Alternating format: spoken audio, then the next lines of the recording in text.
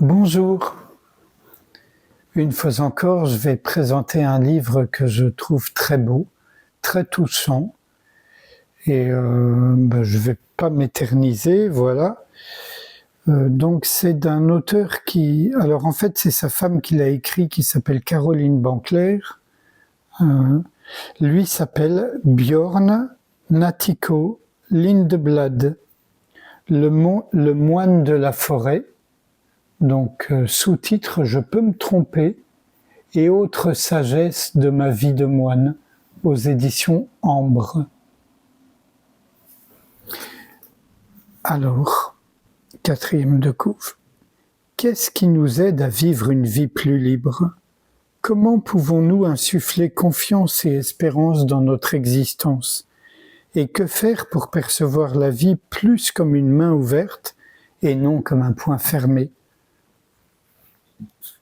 Je peux me tromper est le récit autobiographique de Björn Natthiko Lindeblad.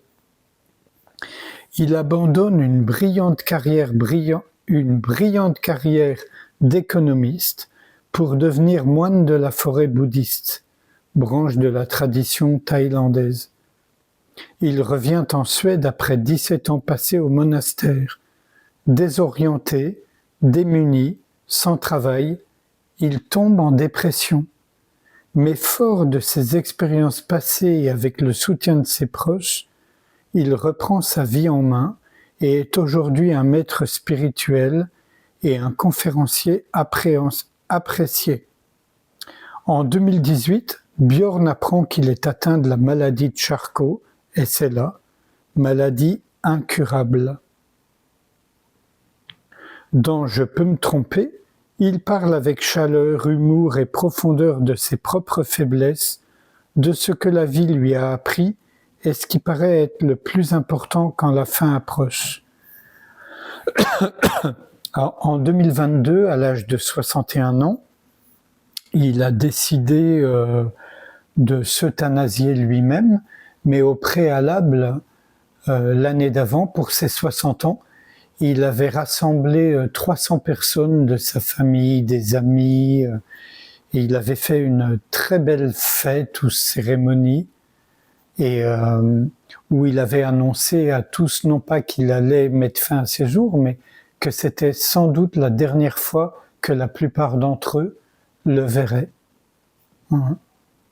Alors après, chacun pense ce qu'il veut de ce choix. Voilà quelques extraits. Vivre avec l'attitude que le moine de la forêt est la condition prérequise pour un esprit ouvert et un cœur ouvert. C'est une sagesse qui ouvre la porte à de plus grandes perceptions, peut-être même à la profondeur de perception et de révélation que Bouddha a atteinte dans sa quête de lumière. Elle ouvre la porte à l'amour, la communion, la paix, et à la résolution des grands défis que l'humanité affronte. C'est une modeste clé qui ouvre une porte énorme.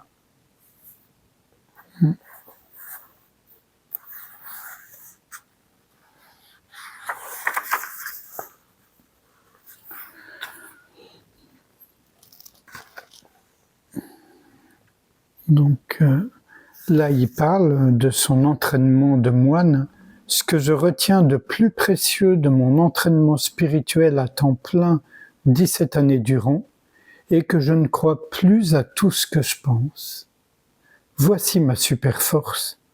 Sa particularité est qu'elle est aussi la super force de tous, la tienne aussi. J'espère t'aider à la retrouver si tu l'as perdue. Et là, donc, il raconte comment à 8 ans, il a vécu une grande ouverture, on va dire.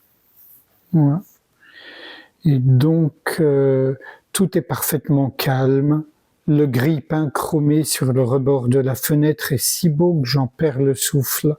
Le temps s'arrête. Chaque chose s'enrobe de lumière. 2 ou 3 nuages cotonneux sourient dans le matin bleu. Le bouleau berce ses feuilles bruissantes.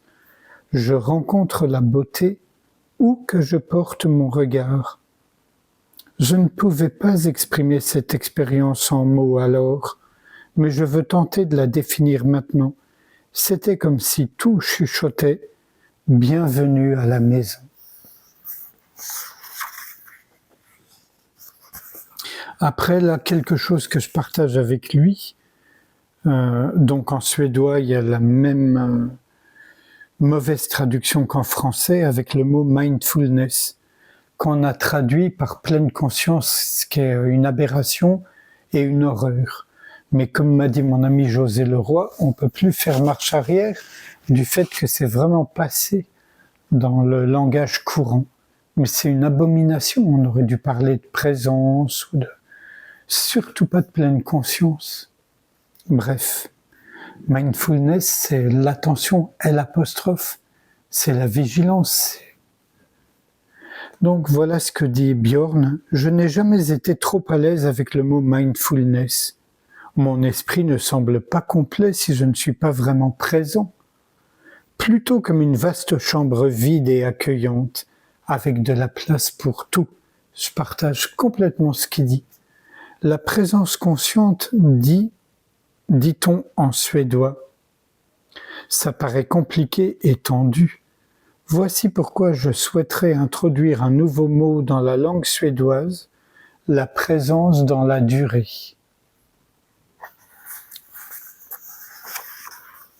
Mais bon.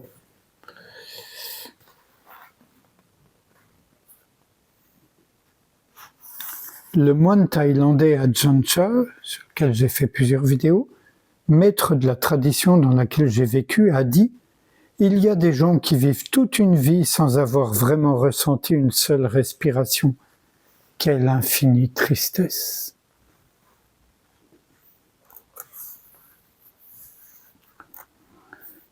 Nous avons tous la capacité d'abandonner des idées, de choisir où nous plaçons notre attention.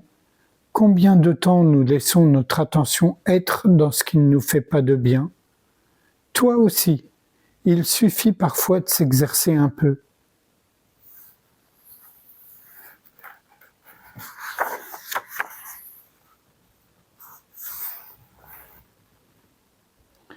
Là, il revient dans... Quand nous croyons à tout ce que nous pensons, nous devenons fragiles et sans défense. Dans tous les domaines, nous sommes moins prudents. Cela peut tourner très mal. Cela peut littéralement nous torturer. Où est la dignité? Où est la liberté d'une vie humaine quand tu crois tout ce à quoi tu penses?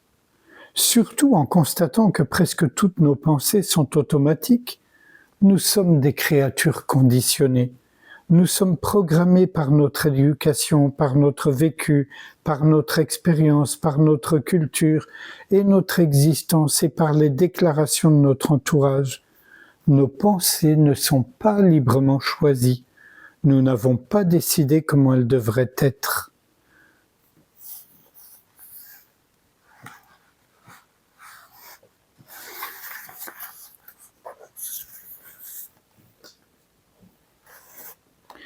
Alors qu'Ajahn Chah se trouvait sur une petite couchette en bambou en dehors du monastère, dans la jungle, entouré de quelques moines et nonnes, il prit une machette. Il la plaça devant lui en disant « Vous savez quoi? Notre intellect ressemble par certains côtés à cette machette. Réfléchissez un peu. Si je devais utiliser ce couteau tout le temps, pour trancher du plastique, du béton, du verre, du métal, du bois ou de la pierre, il perdrait vite de son tranchant, n'arriverait pas à travailler efficacement. En revanche, si je laisse la machette reposer dans son étui avant de recommencer à trancher du bois ou du bambou, elle accomplira son travail avec précision et efficacité durant de très longues années.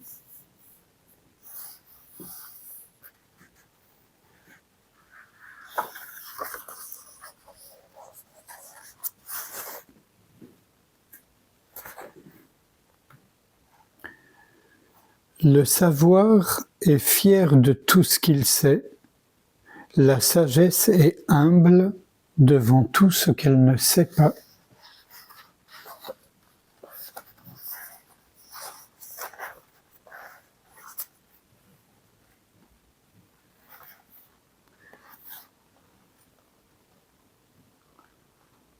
Tu vas savoir ce que tu dois savoir quand tu as besoin de le savoir.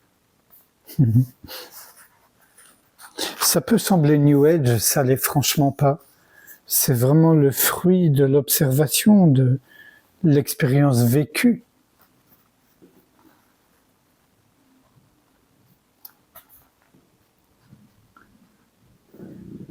Lâcher le contrôle, se trouver dans la plénitude de la présence, est très lié avec oser être dans l'incertitude.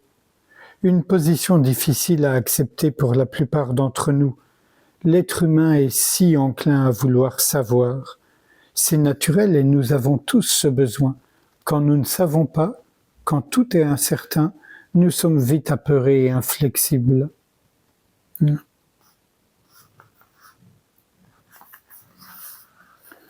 Vive le non-savoir, qui n'exclut pas le savoir fonctionnel. Et un tout dernier extrait.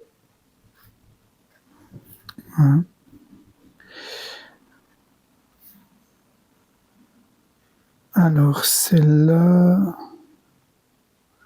Lorsque les bouddhistes méditent, ils parlent des Theravada, des moines de la forêt, ils se consacrent surtout à être dans leur corps. Mais on fait une nette distinction.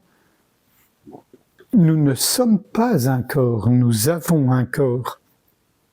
Bouddha va jusqu'à dire, à la mesure de ce corps, j'ai senti ce qui n'est jamais né et qui ne meurt jamais.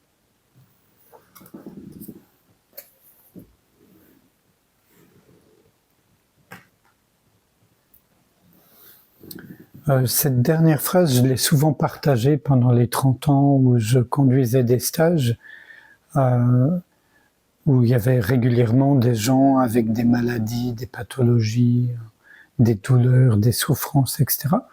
Et où j'essayais de partager cette approche qui consiste déjà, ne serait-ce qu'au niveau de la formulation, à sortir de « je suis malade » pour dire « j'ai une maladie ». Ça donne de la distance déjà. Ça suffit pas, mais c'est un bon premier pas. Je ne suis pas malade, j'ai une maladie. Je ne suis pas dans un corps douloureux, j'ai des douleurs. Bref, sans réfléchir à ce qui vient d'être lu et un peu dit, je vous propose qu'on passe un moment ensemble en silence, dans une écoute non impliquée.